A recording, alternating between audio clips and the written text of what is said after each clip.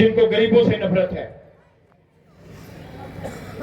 उन लोगों को इस देश और प्रदेश की राजनीति से बाहर करना पड़ेगा, जो पैसे के दम के ऊपर ये सोचते कि मैं चुनाव के टाइम पे जाऊंगा और पैसे देकर के गरीबों को खरीदने का काम करूंगा, उनका जमीर खरीदने का काम करूंगा। ऐसे लोगों को सबक सिखाना पड़ेगा साथियों, तब जाके ये देश तरक्की करेगा, ये प्रदेश तरक्की करेगा और ये समाज तरक्की करेगा साथियों।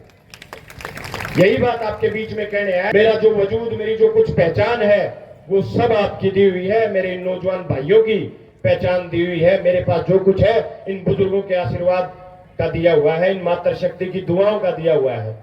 मैं हमेशा लगातार, जब तक मेरे शरीर में सांस रहेगी, आपके बीच खड़ा रह करके, आपके साथ खड़ा रह करके आपकी सेवा करने का काम करूंगा, आपके लिए काम करने का काम करूंगा साथियों, मान सम्मान देने का काम करूंगा साथियों। और आपका भाई तो न्यू बताने की भी जरूरत नहीं अगर भाई यू फलाना है, क्योंकि जब मैं आपके बीच में रहता हूं तो मैं एक एक आदमी को जानता हूं, एक एक की पहचान जानता हूं, एक एक को जानता हूं। इसलिए साथियों, राजनीति में बिचौलियापन हमें सबसे पहले खत्म करना होगा, तब जाकर के राजनीति का जो असली मकसद सेवा करना है, तब जाकर के आखिरी घर तक उस सेवा का मकसद पूरा होगा साथियों। यही आपके बीच में कहने आया। हम बताने खातर किसी बिचौले की जरूरत नहीं, सीधा अपने भाई के, अपने बेटे की बांह पकड़ लियो। वायदा है 24 घंटे आपके बीच में खड़ा रह करके आपकी सेवा करने का काम करूंगा।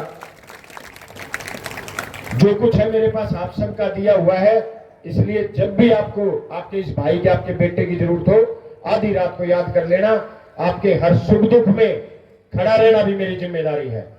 आपके विकास के कामों की जहां बात आए, जहां नौजवानों की शिक्षा की बात आए, खेल की बात आए, वहां भी मुझे खड़ा रहना आप लोगों ने मेरा फर्ज मैं अपना समझता हूं। वहां भी आप लोग मुझे किसी भी समय बुला सकते हैं, कभी याद कर सकते हैं। आपका ये बेटा, आपका ये भाई हमेशा आपके बीच रहेगा।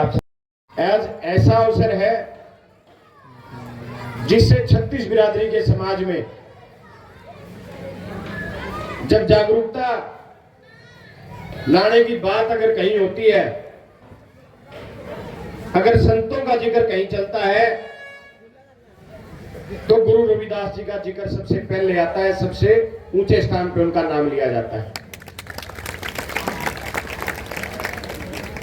को कम कर सकता है तो इस प्रदेश की, इस देश की नौजवान पीढ़ी कम कर सकती है। और अगर सबसे बड़ी जरूरत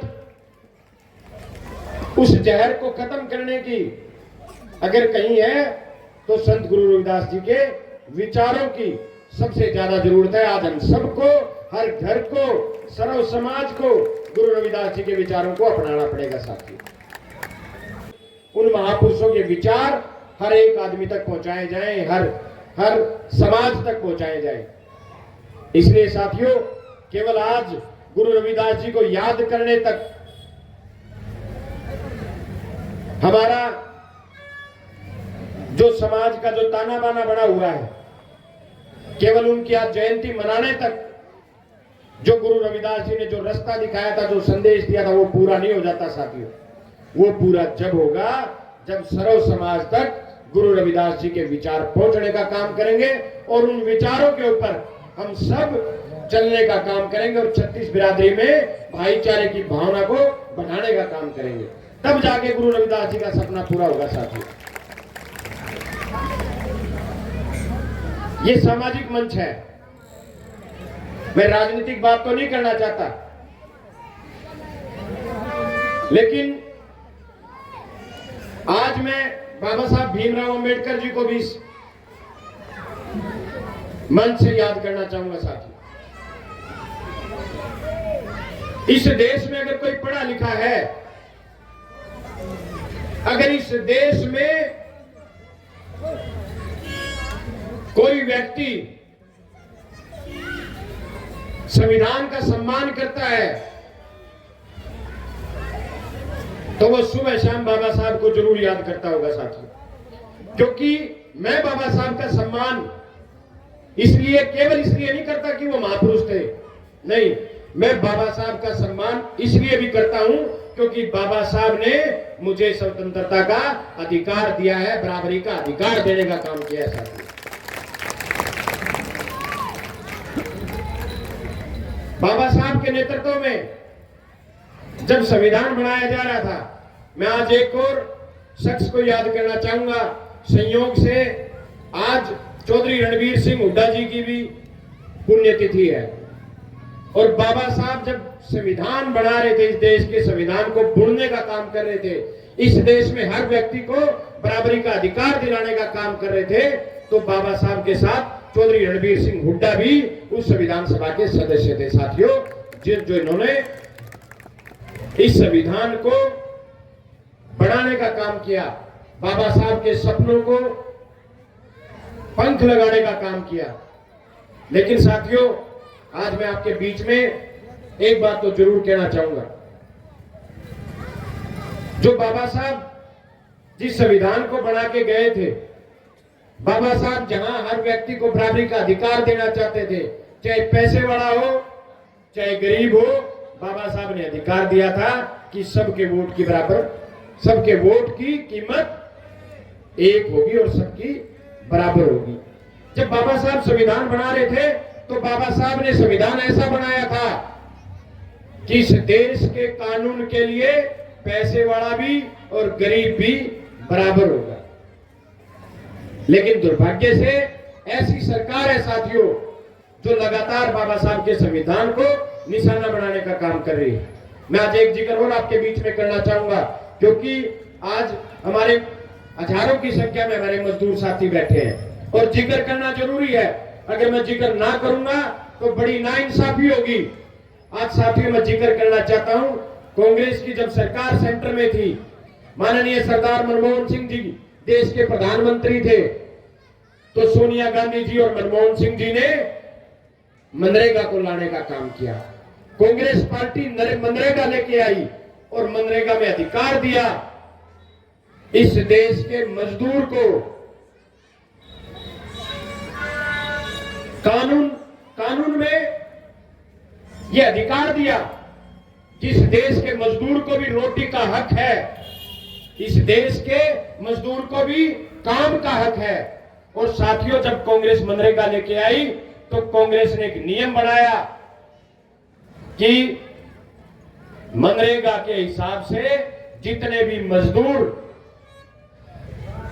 रजिस्टर्ड होंगे उन सबको 100 दिन का काम दिया जाएगा, या तो स्टेट गवर्नमेंट उन 100 दिन का काम हर मजदूर को देने का काम करे, नहीं तो चाहे उसको घर बैठे उसको उसकी दिहाड़ी देनी पड़े, लेकिन किसी मजदूर का बच्चा भूखा ना सोए, कोई किसी मजदूर का हक ना छीना जाए। और आज क्या हो रहा है साथियों, भारतीय जनता पार्टी की सरकार है और आपको हैरानी होगी, मनरेगा के नए कानून लाए गए। मैं आपसे एक बात पूछना चाहता हूं, आज देश में प्रदेश में 11 साल से बीजेपी की सरकार है और मैं फैक्ट के हिसाब से, सच्चाई के हिसाब से अपनी बात रखता हूं। मैं कभी ना मैंने कभी जात पात, ना मैंने धर्म की, ना मैंने कभी अपने स्वार्थ के लिए कोई ऐसा बयान दिया। आज आपको बताना चाहता हूं, 2024-25 में हरियाणा प्रदेश में 8 लाख मजदूरों ने काम के लिए ऑनलाइन पोर्टल पे मनरेगा के जरिए काम की अपील सरकार से की। 8 लाख काम कितने लोगों को दिया इस हरियाणा सरकार ने? आपको हैरानी होगी, पिछले साल इस सरकार ने 8 लाख में से केवल 2100 मजदूरों को, केवल 2100 मजदूरों को काम देने का काम किया। अरे कहां 8 लाख मजदूर काम मांग रहे हैं और कहां आप 2100 मजदूरों को काम देने का काम कर रहे हो? आज उसी केंद्र सरकार ने नियम बना दिया साथियों, मनरेगा को खत्म करने की एक शुरुआत कर दी, जो इस देश के मजदूर का सबसे बड़ा अधिकार था। कांग्रेस सरकार होती थी, ऊपर से केंद्र सरकार बजट भेजती थी। यहां 10 साल हरियाणा में कांग्रेस की सरकार रही, चौधरी भूपेंद्र सिंह हुड्डा मुख्यमंत्री रहे।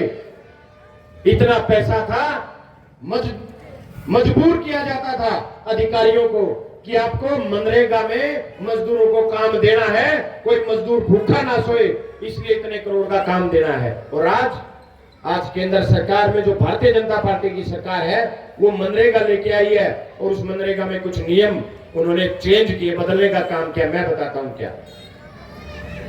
सबसे पहला कानून जो सेंट्रल गवर्नमेंट कांग्रेस लेके आई थी कि 100 दिन की काम की गारंटी देनी पड़ेगी, बीजेपी ने वो खत्म कर दिया कि भाई 1 दिन की भी गारंटी नहीं है।